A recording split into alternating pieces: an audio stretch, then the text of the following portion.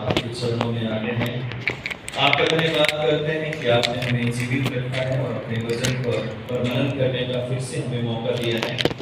और मेरे प्रभु, जब हम आपके नाम में इस वचन पर मनन करें, ये वचन मेरे लिए और हम सब के लिए पिता परमेश्वर आशीष का कारण बन जाए और हम इस वचन को ग्रहण करने वाले बने। हे पवित्र आत्मा, आइए और हमारी सहायता कीजिए। यीशु क्रिस्त के नाम से मांगते हैं, आमीन। परमेश्वर का एक बार फिर से हम धन्यवाद करते हैं कि परमेश्वर ने हमें बहुत ही अच्छा अवसर दिया कि हम परमेश्वर के भवन में आकर उसकी आराधना स्तुति महिमा कर सकें।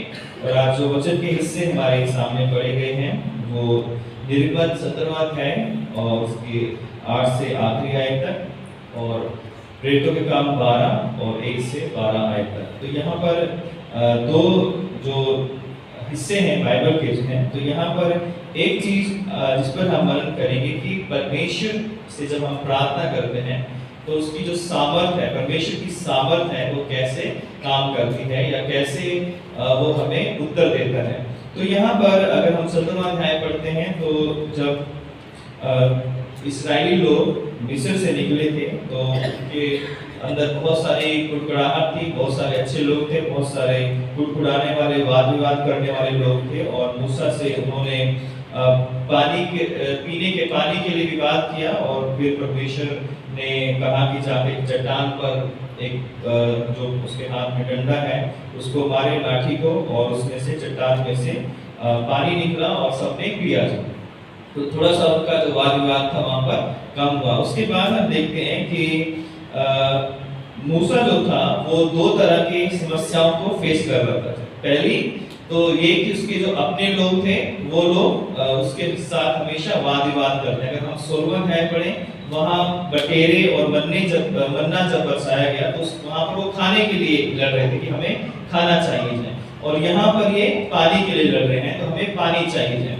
तो दूसरी तरफ जब मूसा परमेश्वर की जो लोग थे, या एक तरह से इस्राएली कलीसिया थी, जो इस्राएली चुने हुए लोग थे, उनको मूसा को लेकर जाना था उस देश में जहां पर दूध और मधु की धारा बहती है, जहां पर परमेश्वर ने वायदा किया था। तो मूसा जो था वो एक अंदरूनी कलह से लड़ रहा था, दूसरा जो है बाहरी जो एक तरह से जो उनके शत्रु थे, जो जिन रास्तों से वो गुजर रहे थे, जिन देशों से वो जा रहे थे, वहां के लोग उनके ऊपर अटैक कर देते थे और उसको लड़ाई करने के लिए मूसा को जो है उसकी पूरी टीम एक थी, यहोशू नाम का लीडर जो है। तो यहाँ पर हम देखते हैं कि एक जगह यहाँ पर मूसा जो है वो लोगों के लिए प्रार्थना कर रहा है और लोग विजयी हो रहे हैं, है ना। और प्रेरितों के काम में कलीसिया पतरस के लिए प्रार्थना कर रही है और अपने लीडर के लिए प्रार्थना कर रही है। और जो पतरस था, परमेश्वर ने उसे जेल से छुड़वा दिया है ना। तो प्रार्थना जो है वो दोनों के लिए, हम सब के लिए जरूरी है। जैसे अगर हम फैमिली में अगुआ हैं, है ना, हम अगर अपनी फैमिली को लीड करते हैं, तो अगर हमारे माता या हमारे पिता हमारी फैमिली को लीड करते हैं तो उसको भी अपने बच्चों के लिए प्रार्थना करने की जरूरत है, और बच्चों को भी अपने माँ बाप के लिए, अपने बड़ों के लिए प्रार्थना करने की जरूरत है। उसी तरह हम चाहे किसी समाज में हैं, सोसाइटी में हैं, हम कलीसिया में हैं, तो हम जो परमेश्वर के जो लोग हैं, चुने हुए लोग हैं, उनको दूसरों के लिए प्रार्थना करने की जरूरत है और कलीसिया को उनके लिए प्रार्थना करने की जरूरत है। जब हम दोनों जो कलीसिया के लोग और जो अगुवे हैं वो एक दूसरे के लिए प्रार्थना करते हैं तो बड़े बड़े युद्धों में परमेश्वर हमें विजयी कर सकता है। बड़े बड़े लड़ाइयां जो है हम परमेश्वर के नाम से जीत सकते हैं। तो यहाँ पर हम देखते हैं 17वें अध्याय में कि जब 8वीं आयत से कि जब अमालेकी जो थे उन्होंने रफीदीम नामक जगह में इस्राएलियों से वो लोग लड़ने के लिए आए थे। और लिखा हुआ है कि तब मूसा ने यहोशू से कहा, हमारे लिए कई एक पुरुषों को चुनकर छांट ले और बाहर जाकर अमालेकियों से लड़, और मैं कल परमेश्वर की लाठी हाथ में लिए हुए पहाड़ी की चोटी पर खड़ा रहूंगा। तो मैं खड़ा रहूंगा क्या लेकर? परमेश्वर के जो परमेश्वर के नाम से जब मैं खड़ा रहूंगा, मैं कल परमेश्वर की लाठी, है ना, परमेश्वर की लाठी, है ना। हालांकि किसकी लाठी थी वो? मूसा की लाठी थी, लेकिन जब परमेश्वर ने पहली बार दर्शन दिया था, परमेश्वर ने कहा था इस लाठी को जमीन पर फेंक दे, तो वो क्या बन गई थी? सांप बन गई थी। फिर परमेश्वर ने कहा इसको पकड़ लो, क्या बन गई फिर से वो? लाठी थी। तब से मूसा उस लाठी को क्या कहता था कि ये मेरी लाठी नहीं है, किसकी है? ये परमेश्वर की लाठी है। तो वही लाठी जो उसने चट्टान पर मारी थी, वही लाठी जो आज उसके पास भी है, वो कह रहा है कि मैं परमेश्वर की लाठी को लेकर जो है पहाड़ की चोटी पर खड़ा होगा, है ना। तो इस्राएली इतिहास में पहाड़ों का बड़ा महत्व है। तो यहाँ पर भी वो क्योंकि यीशु जब पहाड़ी उपदेश देने लगा तो वो पहाड़ पर चढ़ गया, उसके चेले उसके पास आए, लोग उसके पास आए और मुंह खोलकर उन्हें जो है उपदेश देने लगा। इसी तरह होरेब पर्वत, सिय्योन पर्वत जो है, तो अलग-अलग पहाड़ों का महत्व उसमें मैं नहीं जाना चाहता, लेकिन मैं यहाँ पर एक बात बताना चाहता हूँ कि जो परमेश्वर की लाठी जो है आज वो क्या है? आज जो परमेश्वर के लोगों के पास, आपके पास, मेरे पास जो परमेश्वर की लाठी है, जो युद्ध लड़ने के लिए, जो ऊंचाइयों पर जाने के लिए, पहाड़ पर खड़ा होने के लिए हमारी मदद करती है, वो क्या है? परमेश्वर का वचन है। ये परमेश्वर का जो कलाम है, तो ये क्या है? आज हमारी लाठी है। तो हम इसे अपनी लाठी भी कह सकते हैं, लेकिन ये है किसकी लाठी? ये परमेश्वर की लाठी है।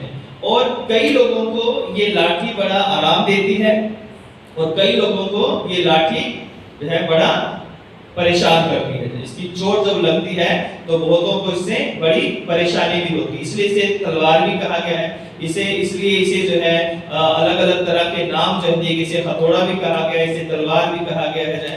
तो हम देखते हैं कि परमेश्वर की जो लाठी है उसका प्रार्थना करने के लिए या अगुवाई करने के लिए या अपने परिवार की, अपनी कलीसिया की अगुवाई करने के लिए ये लाठी मजबूत होना बहुत ही जरूरी है। अगर परमेश्वर की लाठी हमारे पास, हम मजबूती से उसे नहीं थामे हुए हैं, तो उस लाठी के सहारे हम ऊंचाइयों पर नहीं जा सकते, क्योंकि पहाड़ों पर चढ़ने के लिए अक्सर जो है हमें किसी डंडे की जरूरत पड़ती है ना। अगर आप कहीं भी पहाड़ी क्षेत्र में जाओ तो अगर आपको छोटा सा डंडा मिल जाए, लाठी मिल जाए, तो उससे बहुत बड़ी हेल्प होती है। उसको रख के फिर आप थक जाते हो तो आगे बढ़ने के लिए वो मदद करती है। तो आत्मिक रीति से अगर आत्मिक ऊंचाई पर हमें जाना है तो हमें क्या करना पड़ेगा? परमेश्वर की जो लाठी है, उसका वचन है, उसे मजबूती के साथ थामना पड़ेगा, उसे अपने जीवन में मजबूत करना पड़ेगा जो है। तो जब वो मूसा जो है पहाड़ पर चढ़ गया और चोटी पर जाकर कहता है कि मैं खड़ा रहूंगा, मूसा के आदेश के अनुसार यहोशू अमालेकियों से लड़ने लगा और मूसा, हारून और हूर पहाड़ी की चोटी पर चढ़ गए थे। तो 3 लोग पहाड़ी की चोटी पर चढ़ गए और बाकी लोग क्या कर रहे हैं? लड़ रहे थे। मूसा खुद जो है नहीं लड़ा जाए, हारून क्योंकि याजक था वो भी नहीं लड़ा जाए, हूर जो था वो भी नहीं लड़ा। कौन लड़ा? यहोशू और उसके लोग लड़े जो है। लेकिन जो जिसका काम था, यहोशू एक योद्धा था और मूसा जो है वो एक प्रार्थना करने वाला था। तो मूसा अपना काम कर रहा है और यहोशू अपना काम कर रहा है। तो जब वो चढ़ गए तो लिखा हुआ है कि और जब तक मूसा अपने हाथ उठाए रहता था तब तक तो इस्राइल प्रबल होता था, परंतु जब जब वह उसे नीचे करता तब तक अमालेक प्रबल होता था। यानी जब जब प्रार्थना वचन के साथ, जब वो वचन की लाठी लेकर हम अपने हाथों को उठाएंगे, यानी हाथ उठाना मतलब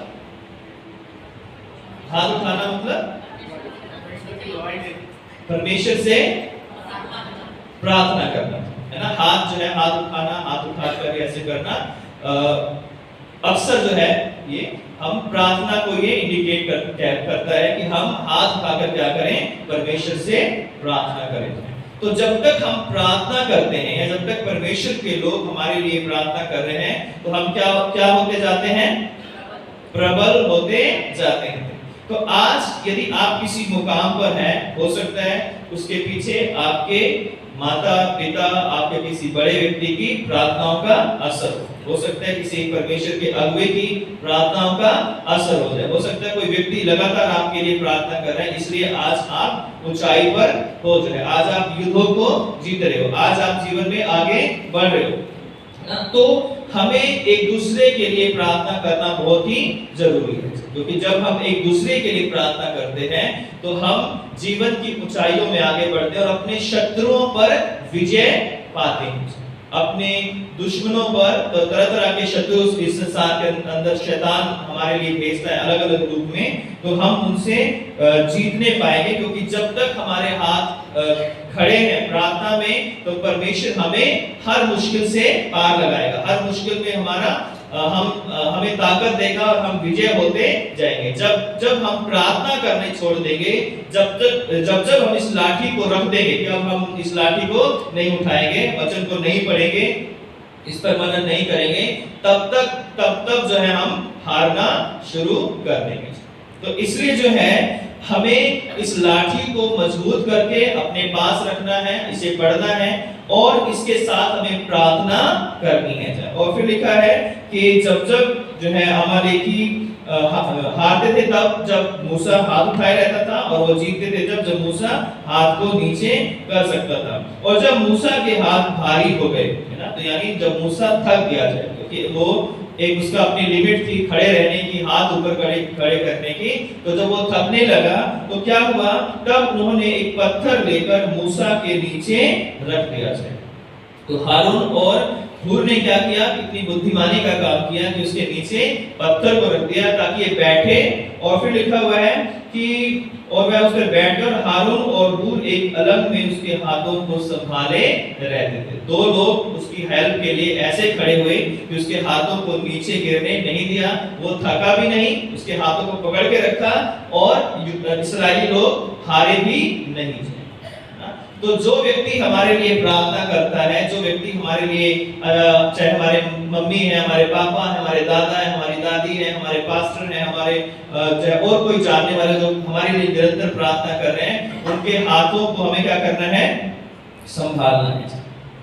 अगर हम उनके हाथों को जो हारून और हूर की तरह कहते हैं ये तो थका, चलो इसकी जरूरत नहीं है, मैं खड़ा हो जाता हूं, तो परमेश्वर की योजना क्या थी कि मूसा अपने हाथों को उठाए ना।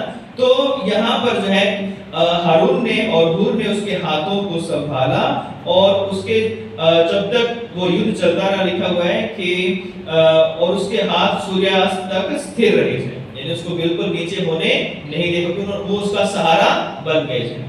तो मूसा बेशक कितना ही आत्मिक था, कितना ही वो ताकतवर था, लेकिन उसे हेल्प की जरूरत थी, उसे सहायक की जरूरत थी, वो लोग उसके हाथों को उठाकर रखे जाएं। तो जब तक लिखा है और यहोशू ने अनुचरों समेत अमालेकियों को तलवार के बल से हरा दिया जाए।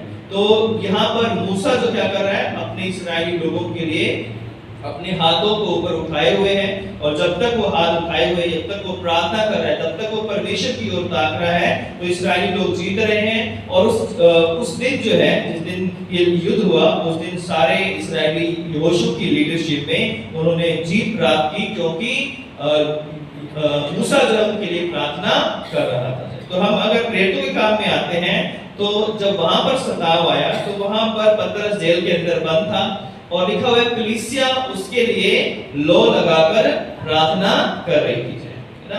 तो एक जगह उदाहरण है, हालांकि बहुत सारे उदाहरण, लेकिन एक जगह मूसा जो अगुवा है, जो कि उसे हम याजक कहें, उसे हम पास्टर कहें, उसे हम बिशप कहें, उसे हम कुछ भी कह सकते हैं, क्योंकि उस समय उस कलीसिया का जो अगुवा मुखिया था वो मूसा था।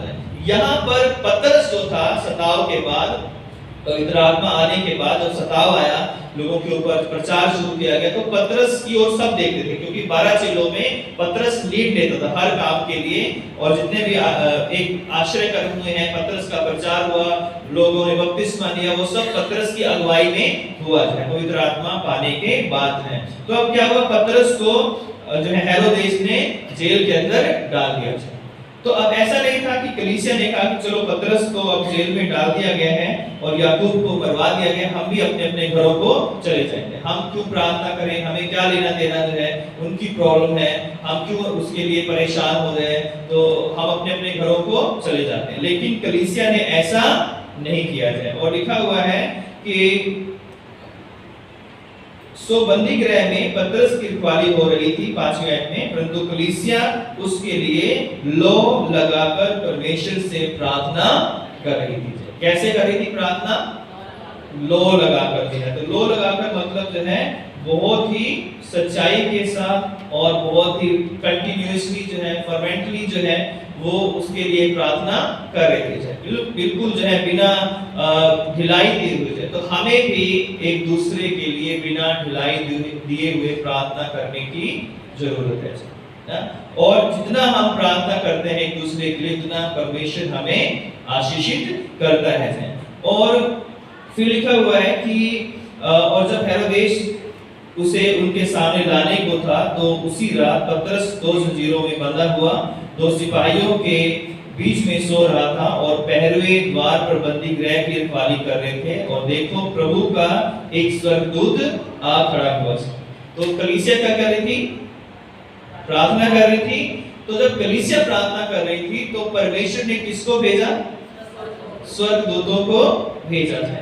तो आपके और मेरी प्रार्थना में इतनी सामर्थ है, इतनी कुवत है कि जब आप प्रार्थना करोगे तो परमेश्वर आपके लिए, आपके परिवार के लिए, आपके बच्चों के लिए, आपकी कलीसिया के लिए, आपके अगुओं के लिए सहायता के रूप में स्वर्गदूतों को भेजता है। वो भेज सकता है। उसके पास इतनी सामर्थ है कि वो स्वर्गदूतों को भी आपकी मदद के लिए भेज सकता है। बहुत बार हम स्वर्गदूतों के कामों को देखते हैं। कई बार जब कुछ चीजें अचानक से होती हैं और हम कहते हैं कि अगर 1 सेकंड भी ऐसा हो जाता तो शायद मैं ना बचता। अगर 1 सेकंड भी ऐसा हो जाता तो मेरी लाइफ आज नहीं होती। तो वो 1 सेकंड आपको आगे पीछे करने वाला या आपको डिले करने वाला या आपको जल्दी पहुंचाने वाला कौन है?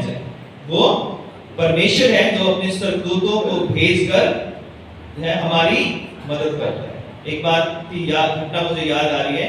हम लोग मसूरी से आ रहे थे और ये अगस्त और सितंबर जुलाई का महीना, इसमें बारिश होती रहती है। उसमें पत्थर जो होते हैं वो थोड़े लूज हो जाते हैं ऊपर, जो पहाड़ों के ऊपर होते हैं। जब बंदर वगैरह जब जंप करते हैं तो जब वो एक पत्थर से दूसरे पर जंप करते हैं तो कई बार पत्थर खिसक कर जो है वो सड़क पर आ जाते हैं। तो मैं और मेरे पूरा परिवार, मेरी वाइफ और बच्चे जो है हम सब थे। मेरी वाइफ साइड में थी और जस्टिन आगे सीट पे था और खिड़की शीशा भी जो है खुला हुआ था। और ऑस्टिन और मम्मी जो है वो पीछे बैठे थे। मम्मी नहीं थी, शायद ऑस्टिन पीछे था है। तो क्या हुआ कि जैसे ही हमने टर्न आया एक जैसे ही, और हमने देखा कि एक बड़ा पत्थर जो है सामने गिरा और दूसरी कार के जो आगे जो बोनेट होता है उसके ऐसे करके लगा था। लेकिन वो अच्छा हुआ कि उसकी जो लाइट होती है हेडलाइट पर लगा और वो कार पलटी नहीं, क्योंकि वो उस साइड में थे जिसमें खाई थी।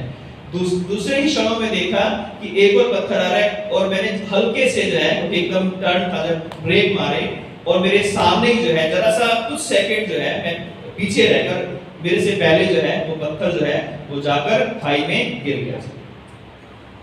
कुछ सेकंड जो है, अब अंदाजा नहीं लगा कितना एक जरा सा जो है मैंने उसको कार को ब्रेक दिया और इतने में वो पत्थर जो है हमारे बिल्कुल आगे से जो है वो जाकर खाई में गिर गया। सोचिए खिड़की खुली हुई थी जो है और पत्थर अगर शीशा होता तो क्या कर लेती, वो शीशे का कांच क्या कर लेता है ना। तो अगर वो लगता, पहले जस्टिन उसकी मम्मी को लगता, उसके बाद वो मुझे लगता, हमें कार हमारी कहाँ जाती हमें नहीं पता। तो वो चीज है, वो चीज हमेशा याद दिलाती है कि परमेश्वर के स्वर्गदूतों ने आकर जो है कुछ सेकंड में जो है हमारी जान को बचा लिया है। हो सकता है उस वक्त हमारा ध्यान इधर उधर होता, या हम कुछ और बात कर रहे होते, या हम उधर सामने ना देखकर हम राइट साइड में किसी पहाड़ को देख रहे होते या किसी पेड़ को देख रहे होते, तो शायद वो पत्थर जो आ रहा था जो है वो मुझे नहीं दिखाई देता था। तो इसी तरह परमेश्वर जब आप अपने जीवन में प्रार्थना करते हो अपने लिए, अपने परिवार के लिए, अपने अगुओं के लिए, तो परमेश्वर अपने दूतों को भेजकर हमारी रक्षा करता है। परमेश्वर अपने दूतों को भेजता है और ये बिल्कुल सत्य बात है। वो शायद दूत हमें दिखाई ना दे जाए, पंख फैलाकर आए और वो हमें दिखाई दे, लेकिन परमेश्वर जीवन के मोड़ के कई ऐसे मोड़ आते हैं, कई ऐसी घटनाएं होती हैं, कई ऐसी बातें होती हैं जहां पर जब हम प्रार्थना करके घर से निकलते हैं, प्रार्थना करके हम प्रभु के नाम से हम अपने जीवन को बिता रहे होते हैं, उसकी स्तुति करते हैं, उसका धन्यवाद करते हैं या उसकी नजदीकी में हम रह रहे होते हैं, तब परमेश्वर अपने दूतों को भेजकर हमारी रक्षा करता है। तो ये यहाँ पर कलीसिया प्रार्थना कर रही है और परमेश्वर ने स्वर्गदूतों को भेजा और वो जो बड़े-बड़े वहां पर जंजीरें थी, वो जो ताले लगाए गए थे, वो सब कुछ खुल गया और पतरस को कहा गया कमर बांध, अपने जूते पहन, और उसने वैसा ही किया। उसने सोचा कि उसने वैसा किया, फिर उसने उससे कहा अपना वस्त्र पहनकर मेरे पीछे हो ले। तो स्वर्गदूत ने उससे कहा कि मेरे पीछे हो ले। वह निकलकर उसके पीछे हो लिया, परंतु यह नहीं जानता था कि ये कोई स्वर्गदूत है। उसे नहीं पता था कि ये स्वर्गदूत है। वह सचमुच है, वरन यह समझा कि मैं कोई दर्शन देख रहा हूं। उसे ऐसा लगा कि ये तो कोई दर्शन है, कोई स्वप्न में देख रहा हूं, लेकिन परमेश्वर के दूत ने आकर उसकी सहायता की है। तब वे पहले और दूसरे फिर पहरे से निकलकर उस लोहे के फाटक पर पहुंचे जो नगर की ओर है। वह उनके लिए आप से आप खुलता गया। जब आप प्रार्थना करते हो तो बंद दरवाजे खुलना शुरू हो जाते हैं ना? जो चीज आप सोचते नहीं हो, परमेश्वर आपके मांगने से पहले उन चीजों को करना शुरू कर देता है। जो आप इमेजिन भी नहीं करते हो कि ऐसा हो सकता है, उससे पहले ही परमेश्वर जो है हमारे लिए खड़ा होता है कि मैं अपने बेटे को ब्लेस करना चाहता हूं, अपनी बेटी को ब्लेस करना चाहता हूं। तो हमें प्रार्थनाओं में जो है आगे बढ़ना है। और फिर लिखा कि पतरस वहां से छूटकर जो है वो अपने घर गया जहां पर सब लोग उसके लिए प्रार्थना कर रहे थे, और वहां पर जो है उसने जाके दरवाजा खटखटाया। तो आगे अगर पढ़े तो उसने जो रुदे नाम की महिला थी, उसने जो है दासी थी, उसने देखा सुना और जाके सब लोगों को बताया, और पतरस जो था यानी वहां से जेल से छूट गया क्योंकि कलीसिया उसके लिए प्रार्थना कर रही थी। तो वहां पर मूसा जो है परमेश्वर की लाठी लिए हुए प्रार्थना कर रहा है, यहाँ कलीसिया लो लगाकर प्रार्थना कर रही है। तो आज हमें सबसे ज्यादा जो जरूरत है वो परमेश्वर की लाठी को लेकर प्रार्थना करने की जरूरत है, क्योंकि हमारा विरोधी शैतान गर्जने वाले सिंह की तरह इस ताक में रहता है कि किसको फाड़ खाए। आज हमारे चाहे बच्चे हो, चाहे हमारे जवान हो, चाहे हम बड़े लोग हो, बुजुर्ग हो, शैतान किसी को छोड़ना नहीं चाहता है। जो व्यक्ति परमेश्वर के नजदीक आना चाहता है, जो व्यक्ति परमेश्वर के साथ चलना चाहता है, जो व्यक्ति परमेश्वर के सच्चाई के रास्ते को थामे रहता है, उस व्यक्ति को शैतान परेशान करना शुरू कर देता है। और यदि हम सब एक दूसरे के लिए प्रार्थनाएं कर रहे हैं, तो अगर माता पिता प्रार्थना कर रहे हैं तो उनके बच्चे जो है परमेश्वर के द्वारा बचाए जाएंगे। अपने बच्चों के लिए सिर्फ संडे स्कूल के ऊपर डिपेंड ना रहो। संडे स्कूल एक बहुत अच्छा प्लेटफॉर्म है, लेकिन ये मत सोचो कि अरे संडे स्कूल में सारा कुछ ये सीख लेंगे। ये आपकी और मेरी जिम्मेवारी है कि आप अपने घर की प्रार्थनाओं में उनको प्रार्थना करना, वचन पढ़ना सिखाएं। अपने जवान बच्चों को सिखाएं, बताएं कि परमेश्वर कौन है, उसने मेरे लिए क्या किया। अपनी गवाहियां उन्हें दें कि हमें कैसे परमेश्वर ने उठाया है ना? क्योंकि पहले जो लोग थे वो ज्यादा प्रार्थना करते थे क्योंकि उनके पास कई चीजों का अभाव होता था। आज कल हमारे बच्चों को सब कुछ बिना मांगे मिल जाता है। बहुत सारे बच्चे इसका फायदा उठाते हैं कि अरे प्रार्थना की क्या जरूरत है, मम्मी को बोलेंगे, पापा को बोलेंगे तो सारे काम हमारे हो जाएंगे। उनके वो परमेश्वर के ऊपर डिपेंड नहीं है, वो मम्मी पापा के ऊपर डिपेंड हो सकते हैं। अगर हम उन्हें नहीं सिखाएंगे कि परमेश्वर से मांगो क्योंकि देने वाला वही है, मम्मी पापा को भी देने वाला वही परमेश्वर है, वही यीशु है जिसने हमारे लिए अपने प्राण दिए हैं। हमें अपने बच्चों को बताना है कि जब हम परमेश्वर के घर में जाएं तो हमें कैसे बैठना है, क्या करना है, क्या नहीं करना है। अगर वो कुछ गलत करते हैं या कुछ वो गलत बातें करते हैं या गलत एक्शन करते हैं तो कई बार हमें उनको टोकना पड़ेगा कि नहीं बेटा, आप इस चर्च में आए हो तो ऐसा हमें नहीं करना चाहिए। अगर हम चर्च में आए हैं तो हम परमेश्वर की ओर ध्यान लगाए जाए। यहाँ इस पुलपिट पे लोग बदलते रहेंगे, लेकिन परमेश्वर का वचन कभी नहीं बदलेगा।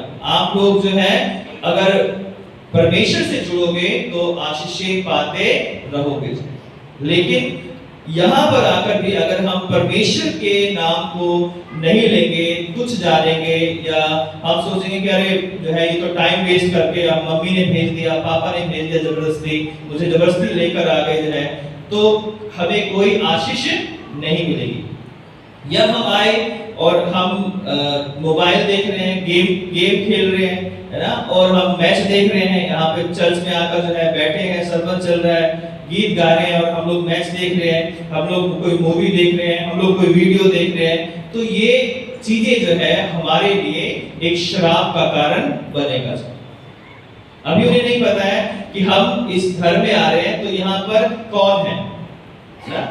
यहाँ पर हो सकता है कुछ चीजें कैमरों में ना आए, है ना, हो सकता है हमारे माँ बाप पीछे बैठे हैं, हमें पता ना, उनको ना पता लगे कि क्या हो रहा है, हो सकता है कि जो भी अगुए हैं वो आगे हैं तो उन्हें ना पता हो कि वो क्या हो रहा है, बैठ जो लोग सामने बैठे हैं, ऊपर बैठे हैं, नीचे बैठे हैं, लेकिन एक है जो आपको देखता है। कौन है वो? प्रभु यीशु मसीह है। वो आपकी हर एक या मेरी हर एक एक्टिविटी को देखता है, हमारे मन के विचारों को जांचने वाला परमेश्वर है, हमारे हृदय की सच्चाई को जांचने वाला परमेश्वर है। कि जब हम परमेश्वर के भवन में आते हैं, क्या हम परमेश्वर की लाठी को थामे हुए आते हैं? क्या हम अपने हाथों को प्रार्थना में उठाने के लिए आते हैं? क्या हम अपने हाथों को आराधना स्तुति के लिए उठाते हैं? क्या अपने मुंह से हम उस परमेश्वर की आराधना करते हैं, या चर्च में आकर हम सोचते हैं कि बस हाजिरी लग जाए वही हमारे लिए काफी है? परमेश्वर हाजिरी लगाने वालों को आशीषित नहीं करेगा।